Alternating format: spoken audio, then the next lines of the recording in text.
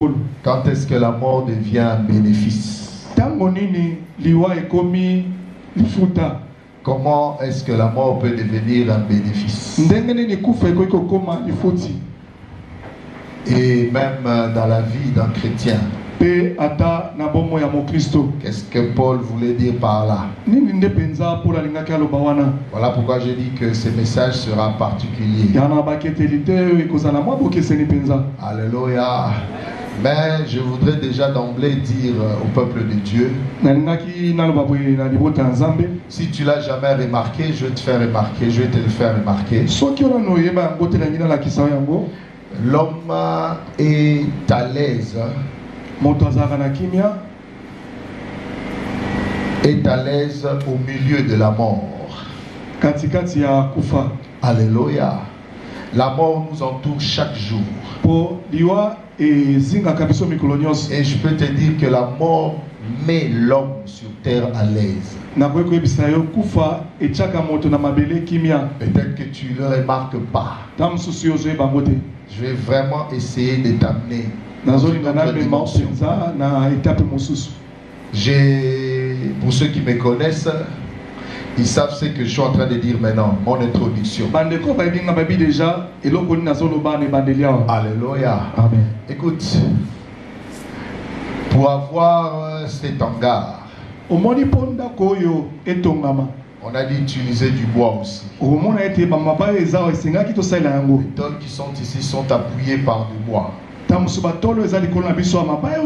planches, par des chevrons, par des madriers. Et les madriers, les chevrons, c'est du bois, n'est-ce pas? Et les bois viennent éventuellement, évidemment, de l'arbre. Alléluia. Amen. Mais pour que nous ayons un bois taillé, on puisse appeler planche, chevron, madrier. Un arbre a dû être coupé. Donc un arbre a dû mourir. Que toi tu aies un lit. Que toi tu aies une chaise. Pour que même nous ayons cet hangar. Donc pour que tu sois à l'aise. Un arbre a dû mourir. Dans la mort de l'arbre, mais l'homme à l'aise. Est-ce que là tu es en train de me suivre? Alléluia. Amen. Nous sommes entourés par la mort. Partout. Pour être à l'aise. La viande que tu manges sur dans ton mets, sur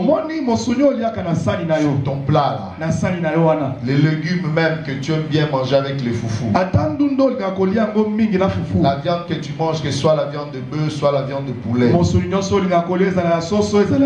c'est une poule qui a dû être tuée, c'est une vache qui a dû être tuée. Dans la mort d'une vache t'accorde la santé. La mort d'une poule t'accorde la santé. Les légumes qui sont coupés, c'est la mort. Parce que tout ce qui est sur terre respire. On a dû enlever la vie aux légumes. Enlever la vie à la vache. Enlever la vie au poulet. Pour que nous soyons en bonne santé. L'homme est à l'aise au milieu de la mort. Acclame encore pour cette déclaration. Alléluia. Alléluia. Nous sommes en train de chercher à voir réellement ce que Paul voulait dire quand il dit la mort m'est un gain.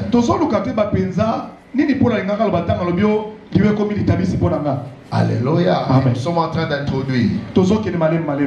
Tu l'avais peut-être pas remarqué, maintenant tu as commencé à comprendre. Je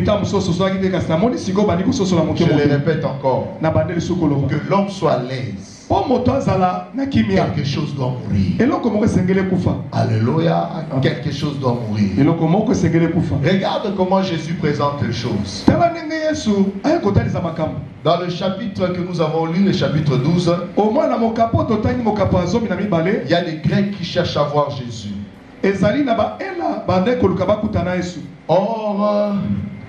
Or, Christ ne faisait que prêcher en Palestine, Jérusalem, Bethléem, Alléluia. Amen. Et il disait que son évangile était adressé aux brebis égarées d'Israël.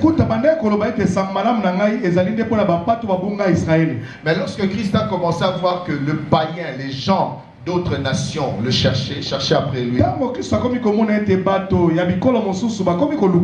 Christ a commencé à dire, c'est maintenant le temps.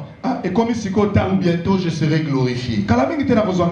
Parce que plus les gens des nations viennent chercher, c'est la prophétie qui doit s'accomplir. Parce que je veux mourir pour ceux-là.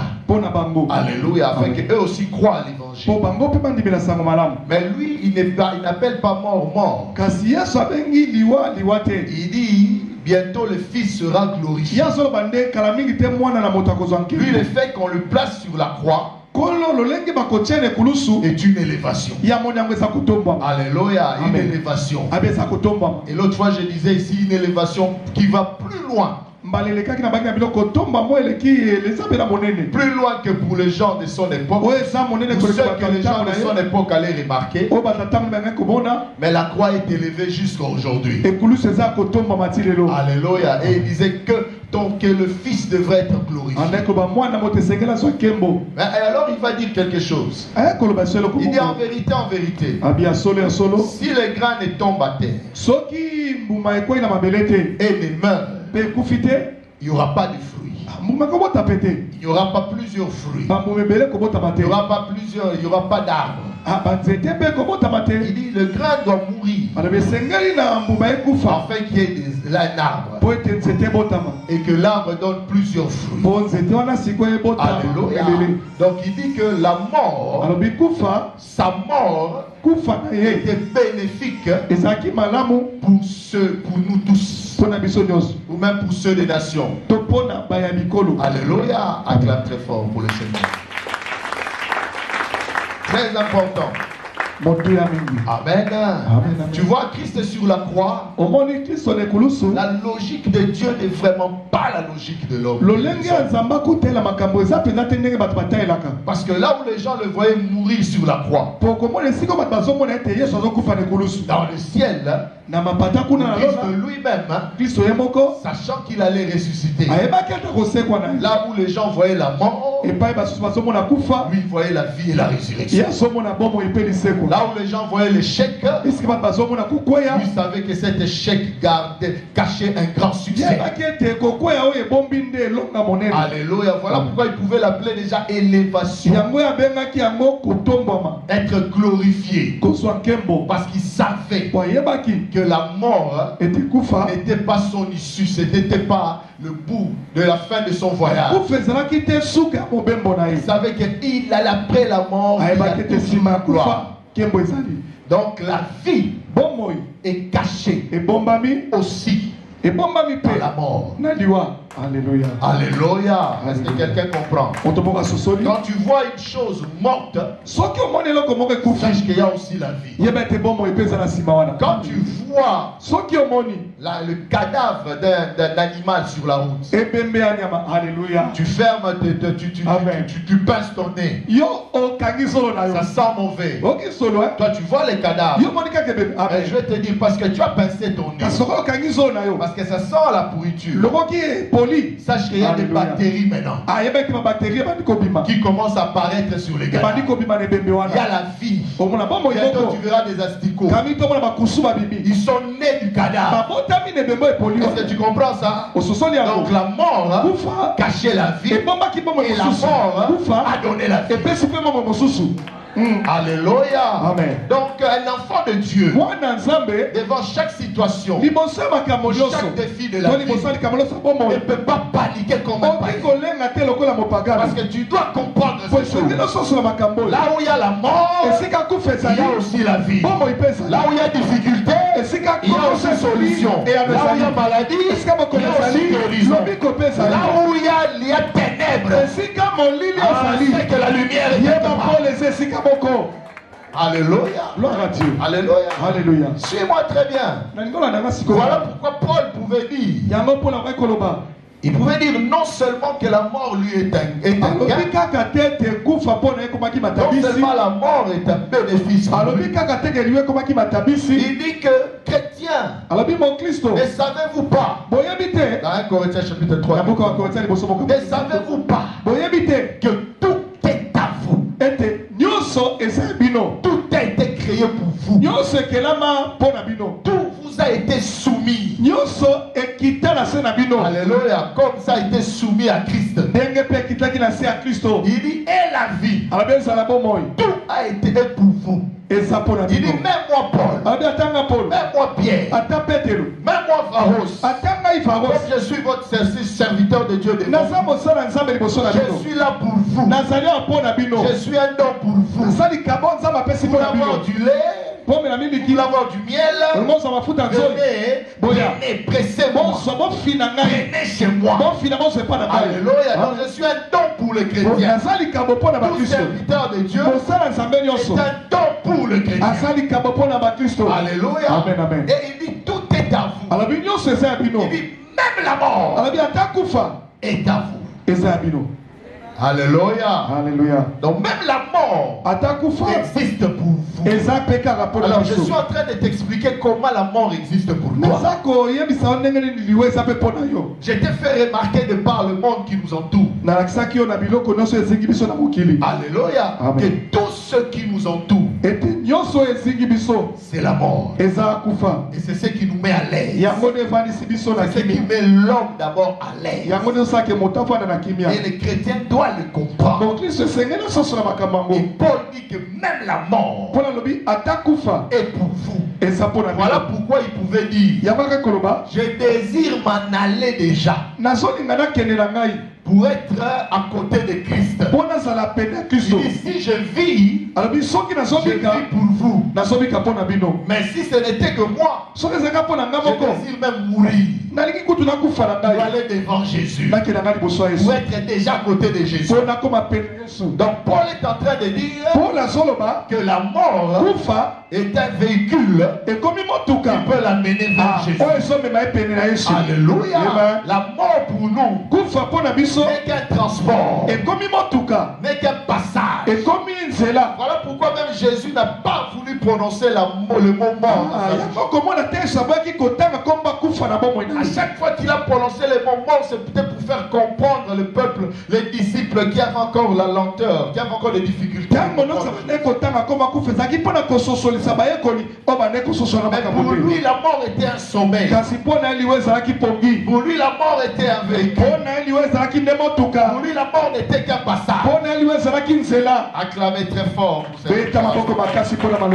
Alléluia. Amen, amen, amen. Alléluia. Amen. Alléluia. Amen. La mort, ta venue déjà au monde, c'est fait par la mort. Alléluia. Amen. Maintenant, je vais te faire rentrer dans le domaine scientifique. Alléluia. Alors écoute, le dimanche qui est passé, là, je crois, j'ai l'habitude même de le dire chaque fois, j'ai parlé de comment un enfant vient au monde. Alléluia. Amen. Et alors, aujourd'hui, la science nous a fait comprendre que le spermatozoïde, c'est scientifique, qui est lancé, je le dirais comme ça, dans le corps de la femme. Si la femme est dans cette, comme les gens disent, mauvaise période, nous les... Alléluia. Amen. Je disais que parmi, dans tous ces taux-là qu'on appelle sperme, dans ces liquides-là, il y a deux spermes. Des spermes. Alléluia. Amen. Maintenant, je disais qu'il y a un seul sperme qui rentrera dans l'eau. De la femme. Alléluia. Amen. Maintenant, je vais t'expliquer comment ça rentre D'autres le connaissent déjà. Ça, c'est du domaine de la science. Ce n'est pas encore une révélation. Mais attends, tu vas voir quand ça va devenir révélation. Alors, si on te montrait l'image microscopique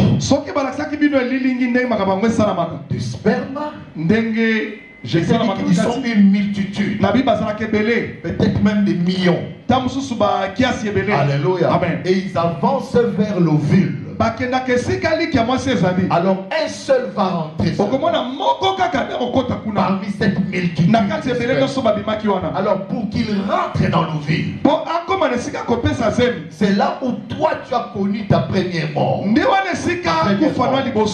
Pour qu'il rentre dans l'ovule, si tu vois l'image de sperme microscopique, il a, c'est une goutte avec une grosse tête. Quand ça ressemble, voilà, vraiment c'est ça. Amen. Ça ressemble à un litaka comme il dit. Amen. Un frétin. Et voilà. Ça le quoi litaka?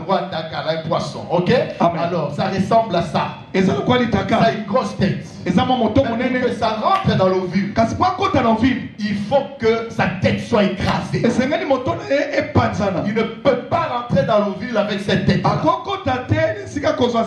sperme rentre dans l'ovule, il s'écrase la tête sur l'ovule. Donc il meurt. Et quand il écrase sa tête, il devient encore un liquide. Et c'est ce liquide là qui va rentrer maintenant.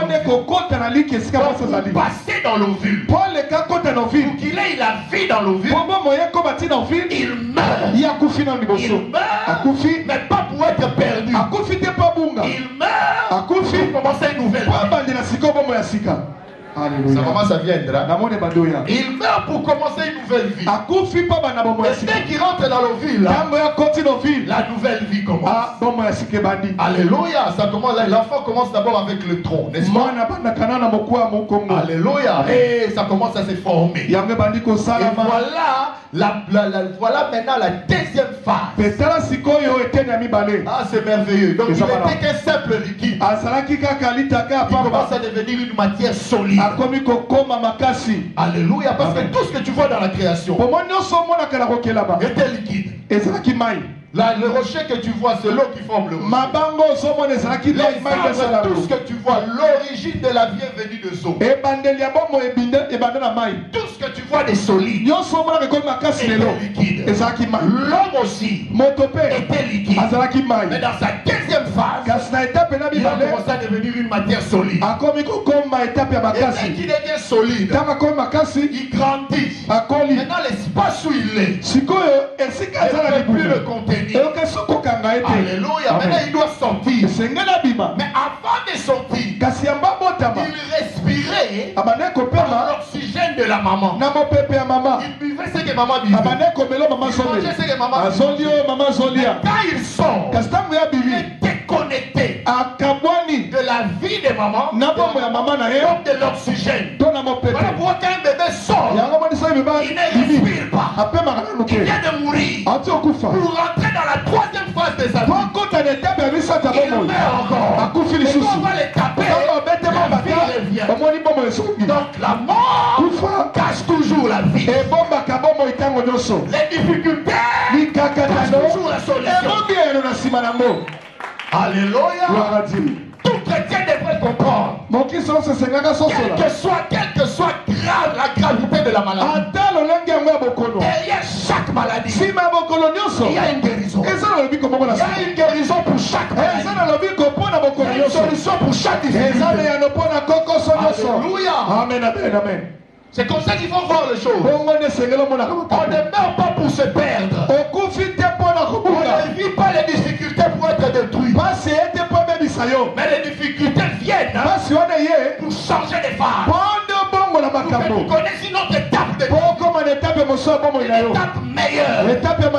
Parce que si tu dis à l'enfant qui s'est formé dans l'ovule et est devenu sperme, il ne va pas accepter. Quand il était sperme, il était une goutte visqueuse, visqueuse sans forme. Maintenant dans l'ovule il a de forme. Il pas rentré. Donc, il a connu une meilleure étape. Mais avant de connaître cette étape, il devait mourir. Quand